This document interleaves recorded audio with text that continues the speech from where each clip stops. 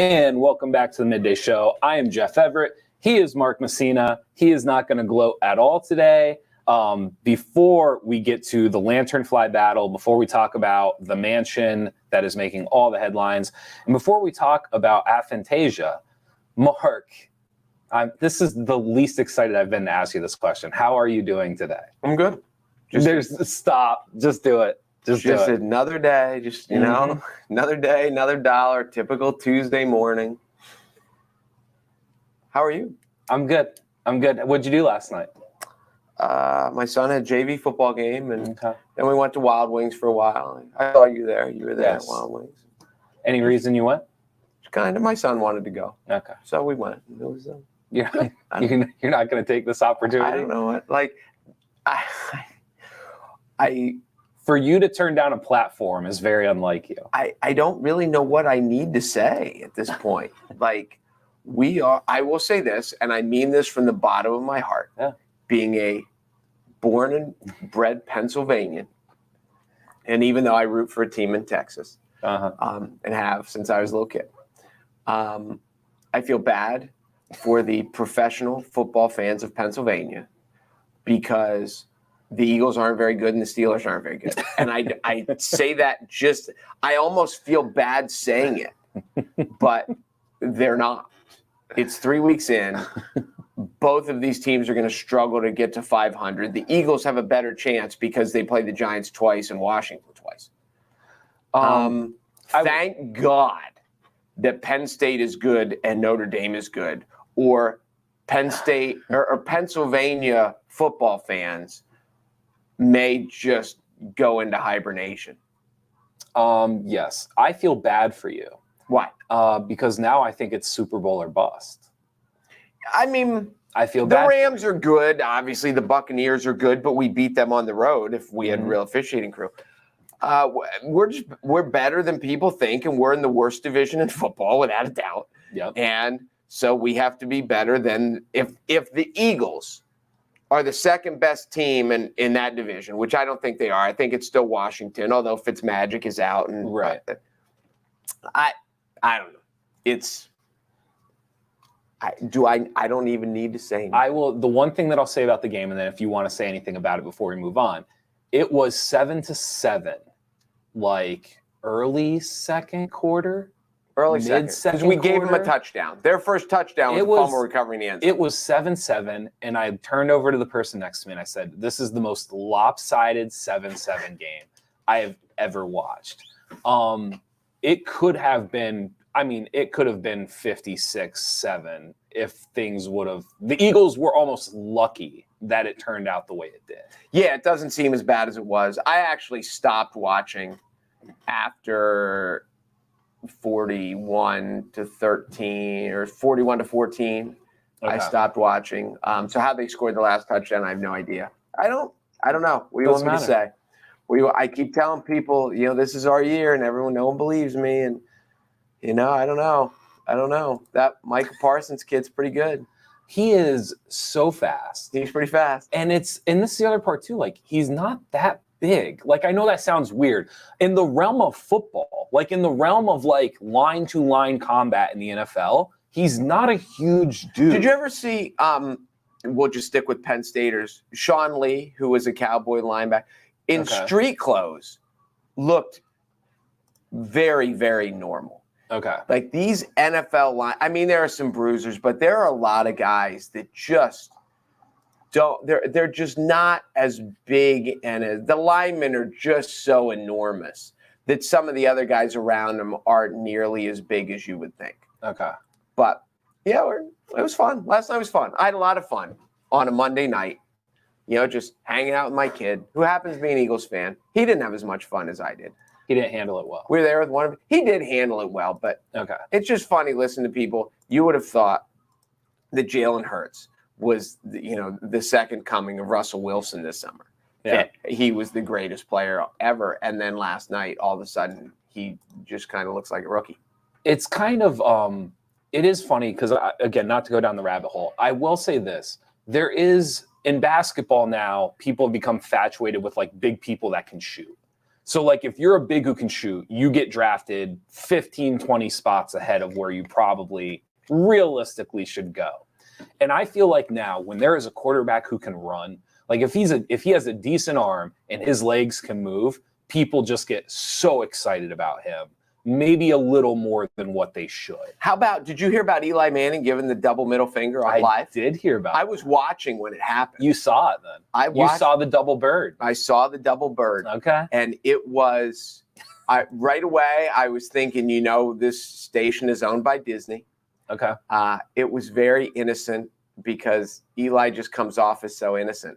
But he was telling stories. They had Howie Long's kid.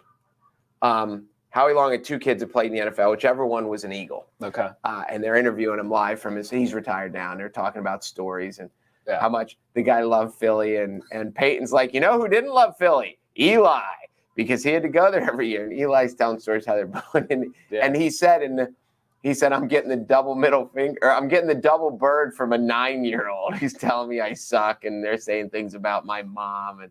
And he did it, just telling the story. And the review I read today, they apologized. He came back from commercial and apologized. Okay. And the review I read is he has nothing to apologize for because at that point it was like 34-13, and there was nothing interesting about the game anymore anyway. Yeah. So that was the highlight. But at that point, you were ready to move on. Double middle finger live on a Disney-owned network. When you're the little brother, you get away with that. You get away with it. When you're the little brother, you get away with it. Just come back and apologize.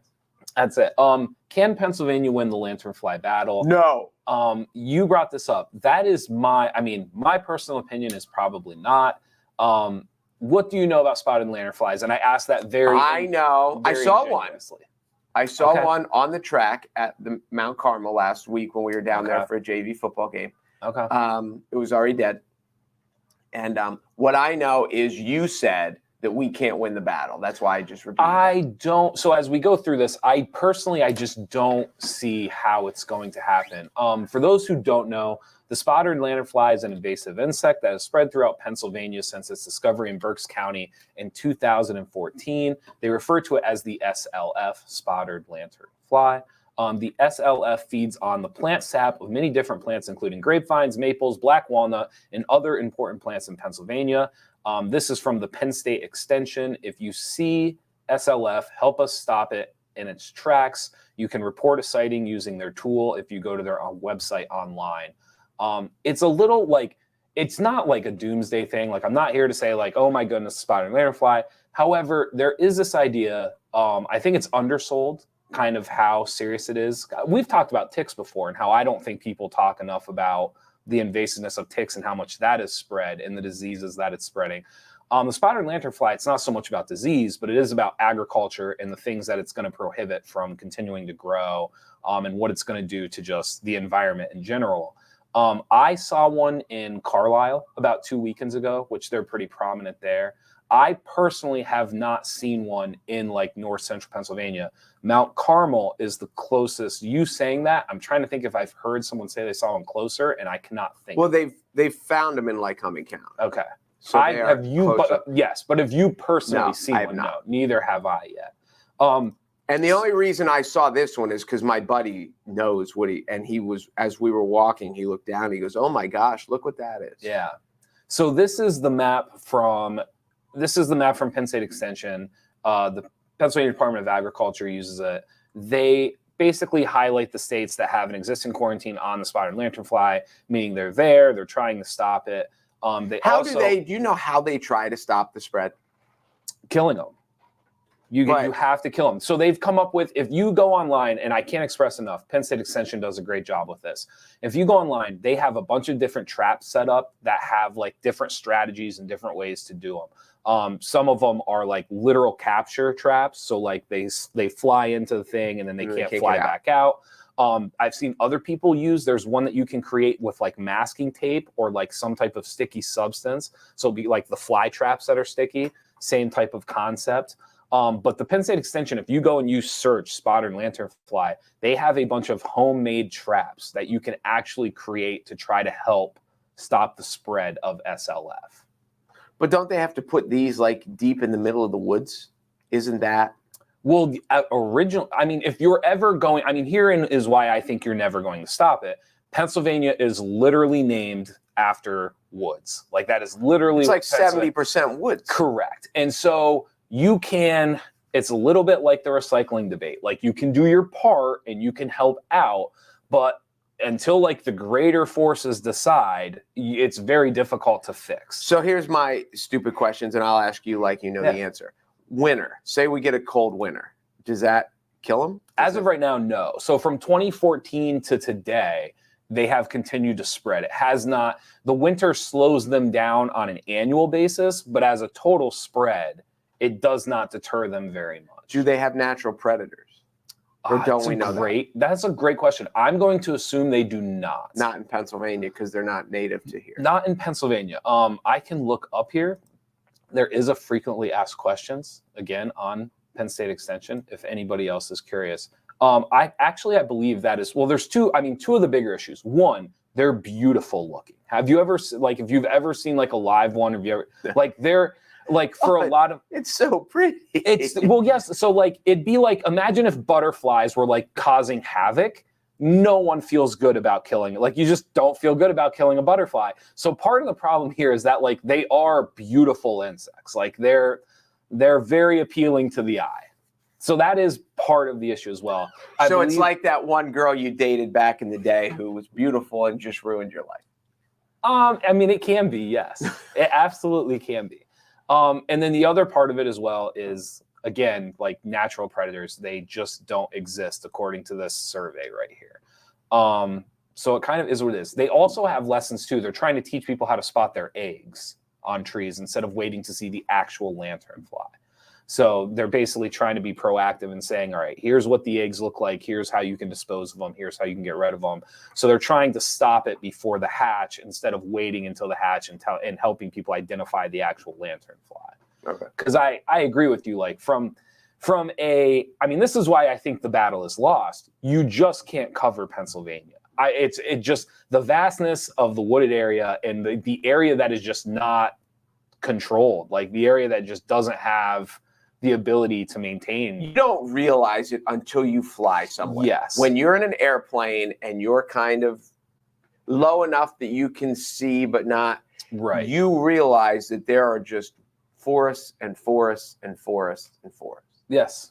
And so I just don't know how you contain it. So even looking at that map, you can see the spread out from Berks County. So you can see from Berks where we originally started, and you can see like it's just going in every direction. I assume purple's bad and blue is not as bad. Purple means that they're existing. It means that they've had a quarantine in place and they're trying to stop it.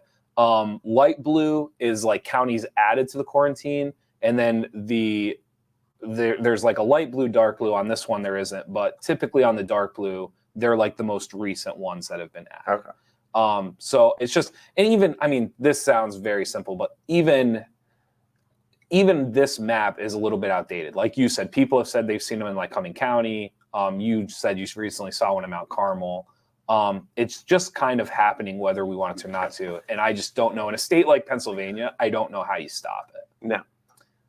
So if you see a spotted lanternfly, kill it. Please kill it. And again, for more information, go to Penn State Extension. It is something that is going to affect our state here. So the longer we can delay it, the more we can do to help, the better off we will be in the short term. Long term, I don't know how we're going to be affected or how we stop it. I don't know if you can.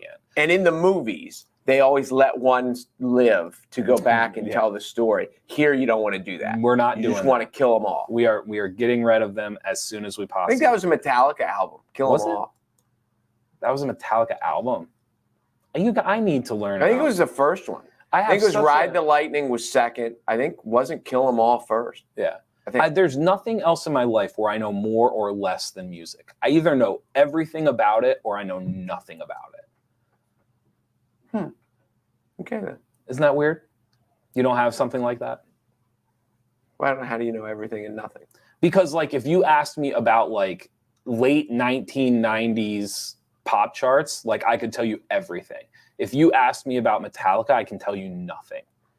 Your problem is you just listen to the wrong era. That's what it was. I just don't have a lot of middle ground when it comes to music. You need to backtrack a little bit because the good stuff you missed.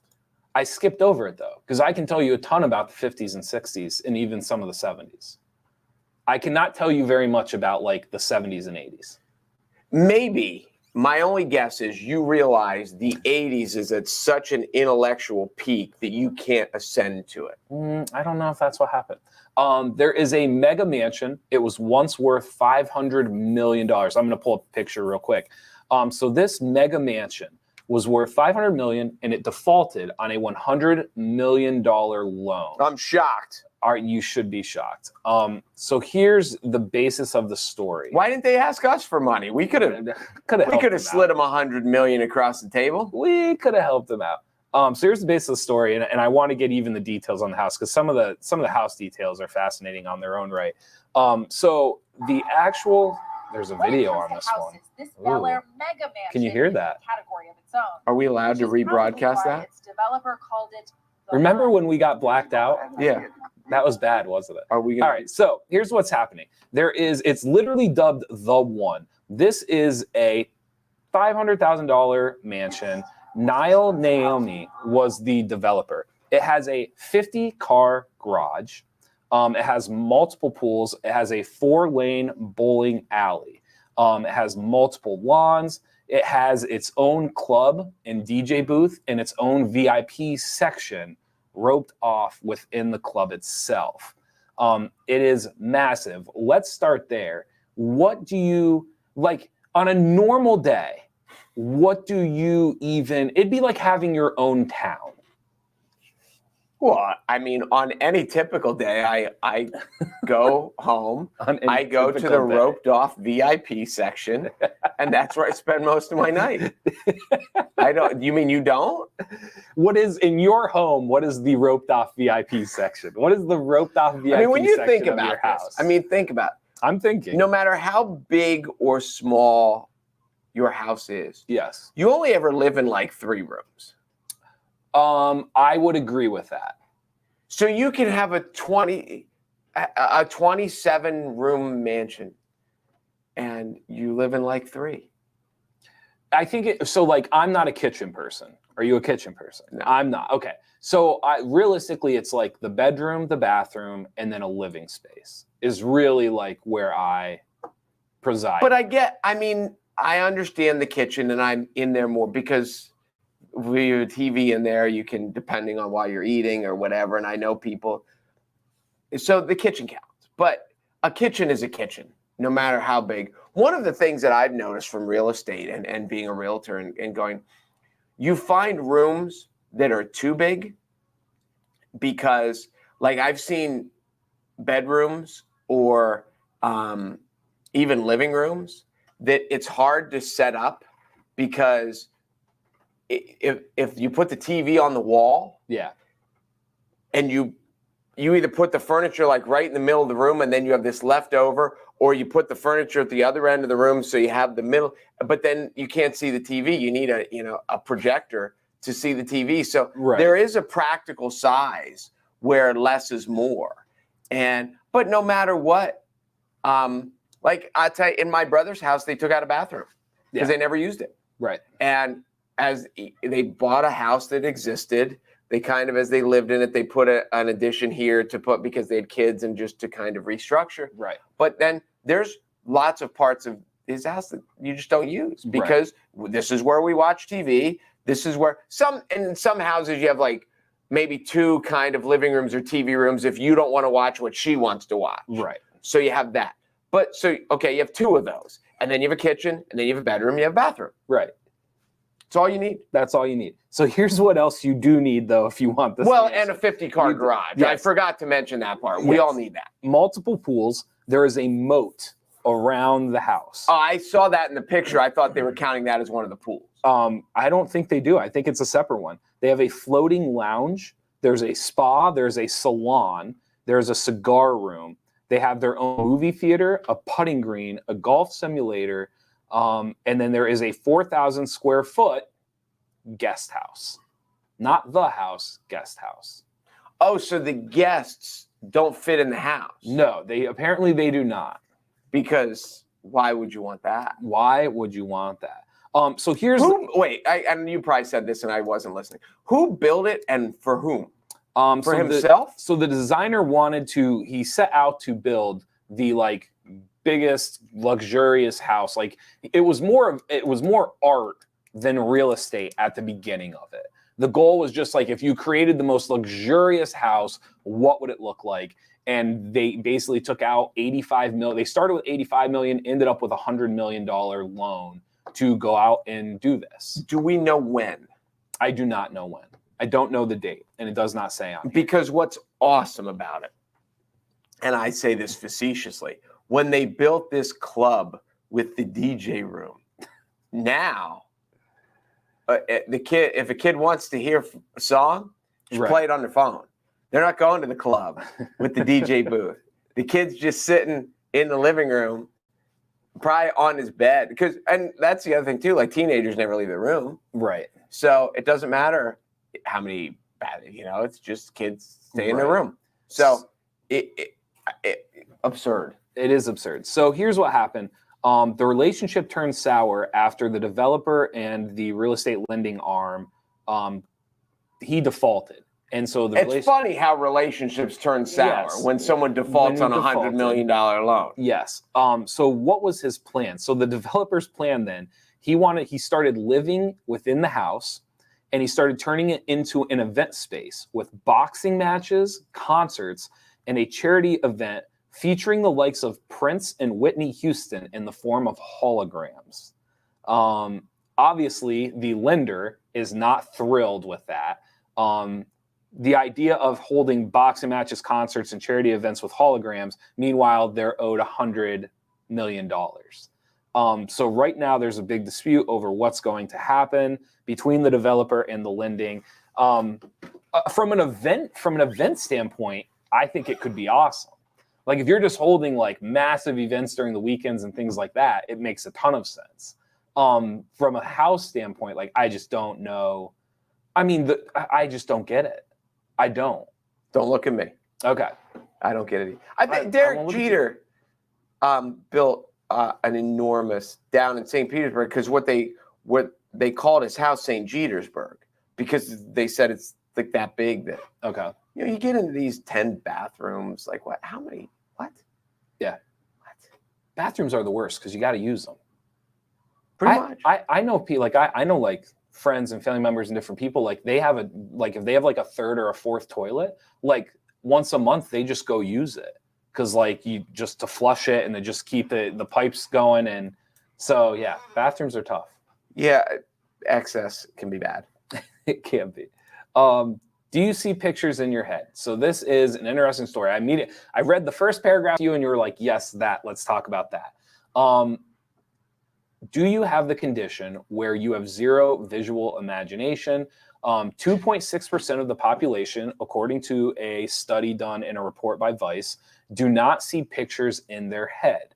So this is how I'll just read the first two paragraphs. So 2 out of every 100 people can't bring up a memory, can't bring up a visual memory, a visual fantasy, nothing. 2 out of 100. Right. So the article The article starts like this, and then you can defend your stance. It's easy to take imagination for granted. It molds our thoughts, shapes our fantasies. It's there where we daydream and we drift into sleep. For most of us, our days and nights are accompanied by a ceaseless visual slideshow, which is true for me, and I'm assuming is true for you. However, I think it's true for everyone. However, this isn't the case for everyone. Studies show that 2.6% of people have aphantasia, meaning they don't possess the ability to create pictures in their mind's eye. This understandably presents some questions. What happens when they dream? Can they fantasize? Does it mean they're not creative? If you ask them to recall their favorite aunt's face or their ex's bedroom, could they do it? You're saying that this is hogwash. I mean, and again, it's all those things you can't relate to. So, like, what? I this can't is what I would imagine. Ask you. Have you ever tried? So for me, like, I am very much a visual learner, a visual person. Everything for me, I typically see something before I understand it. Like usually I can visualize the answer before I actually understand what I did or how I got Well, to women it. will tell you So- that men are more visual than women. Probably. But however, when I say that, I do have moments where I have trouble visualizing what I'm trying to see. Like there are moments where like when I'm trying, whether it's doing math in my head or designing something or whatever it may be, remembering someone's face or remember what someone looks like, there are times where I draw a blank. Well, we all do that. Okay. So the point I'm making though is you can at least relate to the idea of trying to visualize something and not being able to do it.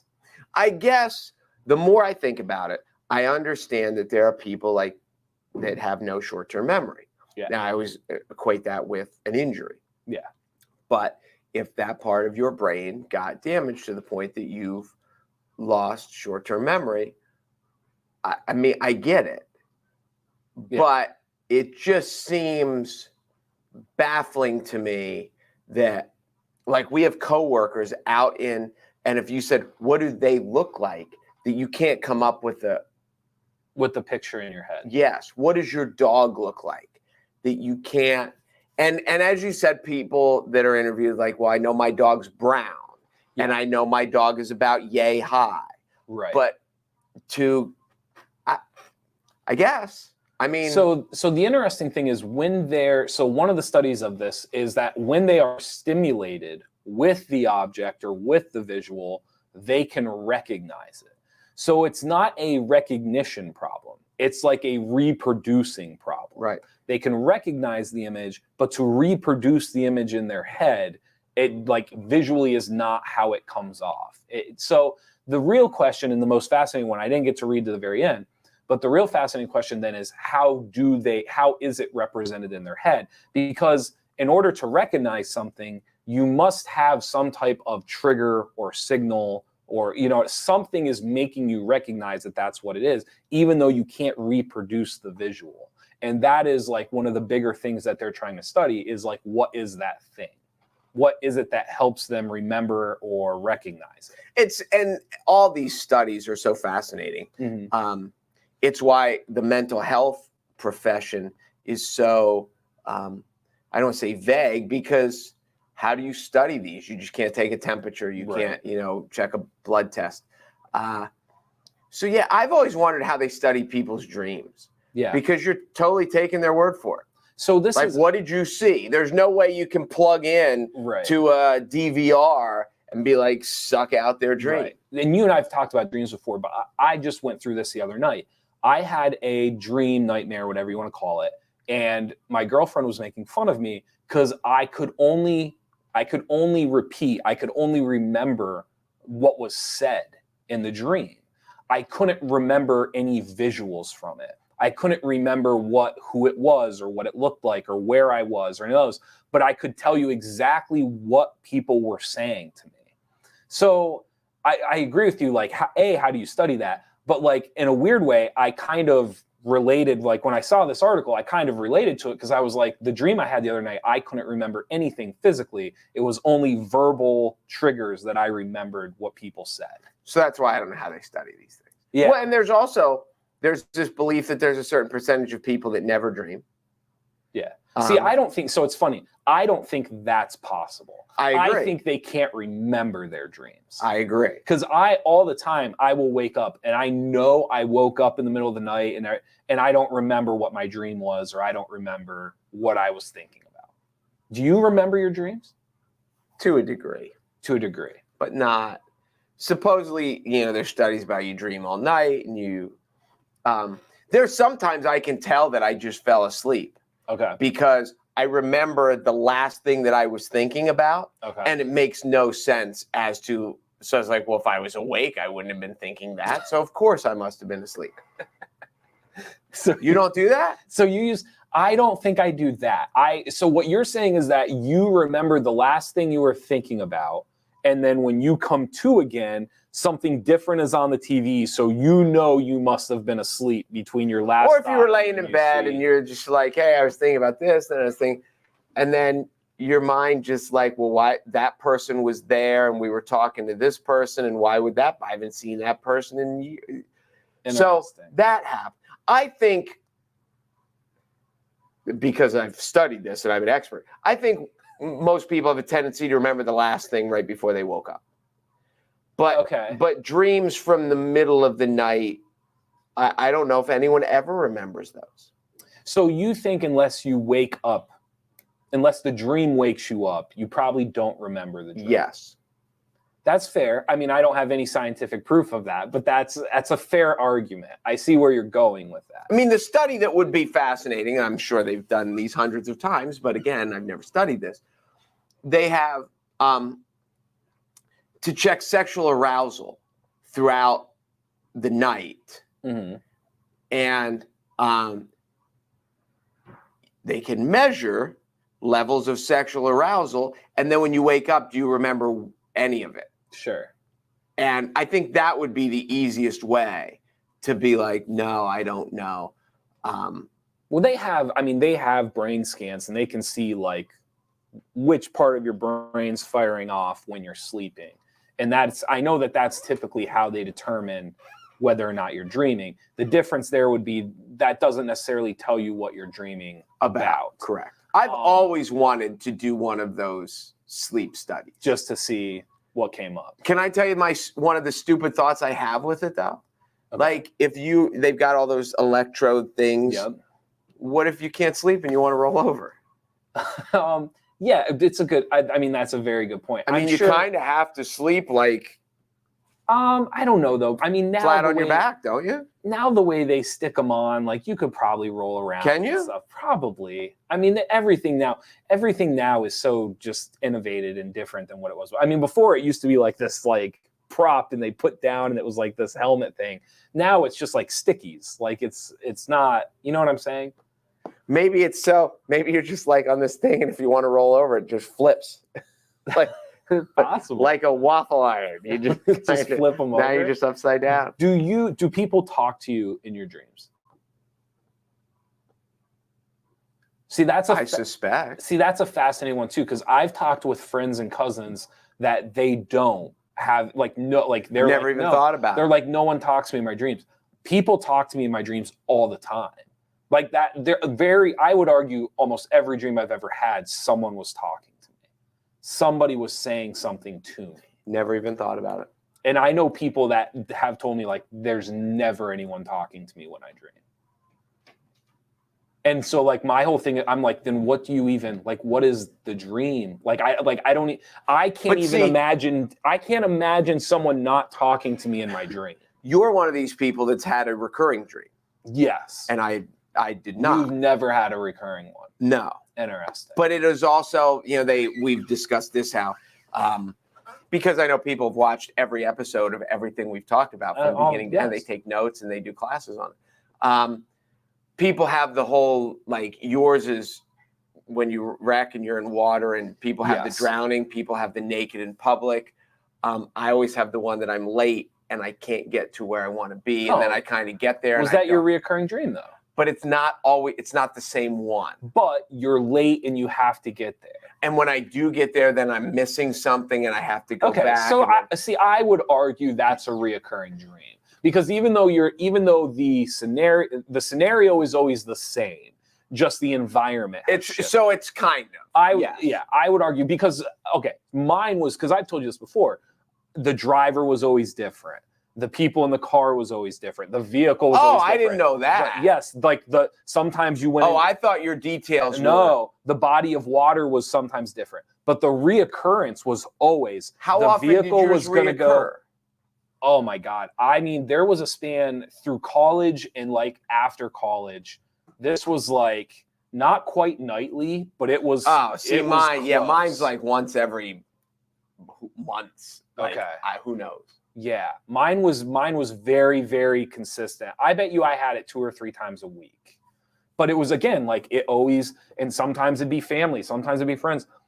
Sometimes it'd be people I didn't even know. Why didn't they ever let you drive? I was never the driver. So this is funny, and I've told you this. Like, I don't like roller coasters. I don't like planes. There's certain things in my life that I don't like.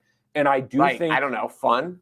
Yeah, that's right. How do you not like roller coasters? I do think that part of that stems from that idea of like not being in control. Like I do think I have this thing where like I'm fine being in the backdrop, I'm fine being an assistant, I'm fine being all of these things, but like if I feel like it's without, like if I feel like I have no control in the situation, I hate it. I don't like, I'm not afraid of heights, but I hate flying because it's the idea of like if something goes wrong, like there's nothing I can do. But can't you do the mathematics of it and say the Phoenix has been at Knoebels Grove for 30 years. Yeah. They've run this many times. It's never been a problem. Yes. What are the odds? And I ride the Phoenix, and I've been on over 50 flights easily. So like I fly and I will get on a roller coaster, but I hate it. Like I have very little enjoyment doing it. Okay, but I can do the math.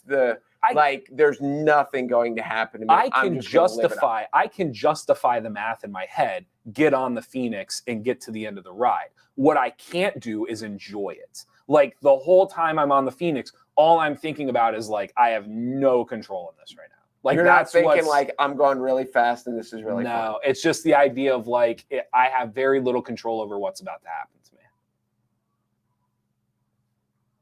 And it's the exact same thing when I fly. I can get on the plane, I can whatever, but once I'm on the plane, it's just that idea of like, well, I hate this. Like I have no control over it. See, now I hate that too, but in a different way. I hate the part of flying the way Jerry now hates the part of flying, because you can't decide we're going to go now, we're going to stop now. When you get to the airport and you're sitting there and on the board it says flight delayed, you sit there and do this longer. And then it says flight canceled. And that's been the ones where you're like, your flight's canceled. You go to the desk, you're like, when's the next one? They say it's in 12 hours. And now you're on like this, adventure. It's like the Amazing Race. You're trying to figure out how to get home. So we need to reach out to a school. So there has to be a psychologist, like a local psychologist or somebody that could come on and talk about some of the stuff with us and like give us some answers to this stuff. Because it is fascinating. I can't believe you can't get past the numbers to the point of like enjoyment. I'm going to survive this, and so I'm just gonna. I can't. Because I think there's a difference between the physical act of doing it versus enjoying something. I can like through my naive early life, I can always justify enough to get it done or to do something. What I've always struggled with is like taking it one step further and like, because this is justified, I can let loose and enjoy it. I've always struggled in that aspect. But there has to be a level of, so there's still a level of danger. Like when I get on a roller coaster, I feel no danger. Okay. I think it's never happened before. The danger is that the danger, I guess for me, is the idea of like, I'm letting someone else dictate what's going to happen to me for the next 3 minutes. Have you ever ridden in a New York City taxi cab? Not really. No. Okay. Because that's the same way. These dudes whip in and out. But I've told you. And you have to, as a sensible person, you would white knuckle it the whole way. But I have to tell myself, these people do this every day. It's what they do. I'm going to be fine and just enjoy the ride. And it's kind of like like bumper cars minus the bumping. I am with you until the last part. The last part is the enjoyment. And you just can't enjoy it. I just can't get to the point of where like this is fun, because like if I have to justify I've told you before, I don't drink coffee because people are like, it's an acquired taste. And I always laugh at that because it's like, if you have to acquire the taste, I'm with you on that. You don't really like it. So it's the same thing in other aspects of my life. Like if I have to justify that I like flying, I probably don't really like it. And I know that. Like I know that I'm justifying it. Thus, it's very hard for me to understand I enjoy it. Well, it's in a different way. It's about like with vacations and with money. And there are people who can be like, we've spent the money. It's gone. I'm just going to enjoy it. And then there are people who are every day are like, I can't believe we spent all this money. I can't believe we spent all this money. And they can't enjoy it because they keep thinking, like, this costs too much. We shouldn't have done this. So I do. It's just how you're wired. You know, is a cup half empty? Is a cup half full? Are you a spender? Are you a saver? I'm I'm not real. I'm kind of making fun of you because of roller coasters, but I get where you're coming from. The savior for me, and you've been around me enough to know this, I know that about myself. And so my reaction to things are much calmer, much more laid back because I know what's happening. And so like you said, like it's very hard to make me upset. It's very hard to kind of like really get me going. But I think part of that is because I know in my head what I'm doing to justify doing this. So I'm not the person that's complaining about the flight. I'm not the person complaining about the ride. I'm not the person complaining about the coffee or the vacation and how much it costs because I know what it took for me to justify it. So I don't know. It's all, I guess, like you said, it's all relative in how you handle things. I just lack the ability to enjoy things when I know I'm justified. It's a flaw for me. No, I get it because I would be on the money side of it. Yeah. Because I remember the time that we went to Disney when my ex and I took our kids to Disney, and maybe Disney's a bad example, but you feel like you have to go to get your money's worth. Yeah. And you can't. We had discussed the kids wanted to go to the pool because we were there in November. Yeah. And there's no pool season here in November, and there was pool, and it was 80-some degrees, and the kids wanted to swim, and we're like, oh my gosh, we're spending this much money. You break it out over the day because the whole trip costs this much. We're here for this many days. We're spending this. Are we really spending this much to sit by the pool? We could sit by the pool in July. We can't do these rides.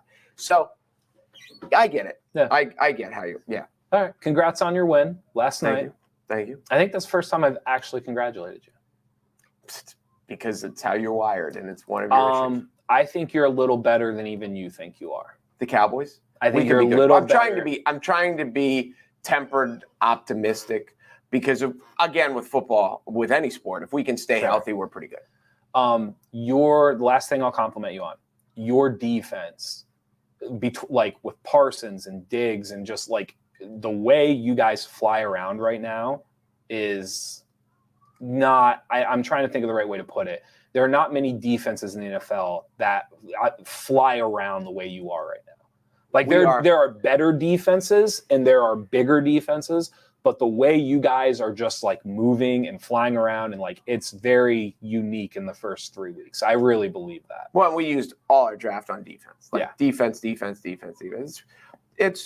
I'm trying to stay calm. Okay. All right. Because as soon, we saw it happen last year. Dak gets hurt, and then you're bringing in a backup quarterback, and all of a sudden things go. So all these really good teams. Yeah. If Buffalo's quarterback gets hurt, all of a sudden they're not that good anymore. Sure. So, and there's lots of things like that. I did want to mention before we go, we have a story on Thursday. UPMC is doing a live Zoom informational about being a live donor. And I just wrote a story, a friend of ours who donated her kidney to a total stranger. And the story went up this morning on NorthcentralPa.com. And I shared it on my Facebook page. But there is I think donor month is like April, but UPMC is doing a drive now, an informational of there's something like 100,000 people on a list waiting for kidney transplants. And I know I got a stat off somewhere that's in the article, like 17 people die every day waiting for organ donation. So if you are someone that's interested, or if you know someone that's ever discussed it or ever thought about this is something, there's lots of information in the article. And one of which is a natural reaction for everyone is like, I have 2 good kidneys, but I'm never going to give one away because what if my kid needs one? And because we assume that our own biological kids, we have a best chance for a match. And it's mostly true, but it's not always work. But what they explained to this girl who's a mother of 2 is the odds of your kid going into kidney failure while you're young enough to be a good donor is rare. So if your kid gets to 50 or 55 or 60 and needs a kidney, and you're 75 or 80, you're not a candidate anyway, because your kidney's not good enough anymore. Okay. So the odds for kidney, like a blood donation, is different because we always use blood and stuff like that. Yeah. But for a lot of these organs that you can actually do live, it's rare that you're going to give it to your own kid, because a 13-year-old to go into kidney failure is just, it's a microscopic chance. So once she heard that statistic, she was like, yes. And then also, if you are a donor, you go to the top of the list. Like, they're not going to be like, oh, this person donated one of their good kidneys. If something would happen to her other kidney, then she would go. So but anyway, be that as it may, but there's an article that went up, and there's a UPMC Zoom on Thursday that's discussed here. So you can find that out, and it's good information to kind of make the world a better place. Nice. There you go. All right. Thank you guys for watching the Midday Show. Thank you to all of our sponsors, and be sure to go to NorthcentralPa.com for all of your local news. You know who donated a kidney? I'll throw this out in our world. Doc Massey. Chris Massey. I knew that. His wife, they were in the paired exchange. His wife needed one. He checked. He was not a match for her, but he went into the program and he donated his kidney to someone else, and his wife found a match through someone else. That's so great. Doc Massey donated a kidney. That's great. Shout out to the doc. He's a legend. He is a legend. You should. Did you ever follow his tweets during San Francisco 49ers? I've heard. He was not pleased on Sunday night. Well, that part of it too. I mean, maybe I might be speaking out of term. I'm pretty sure he had trashed or doesn't like Aaron Rodgers. He does not like. I think he's pretty harsh on Rodgers, he does not like which I'm sure only helped. He does not like Rodgers. He also does. He is a 49er fan who does not like the 49ers coach. And if you follow his tweets during a 49ers game, that will become clear. I believe it. It is entertaining.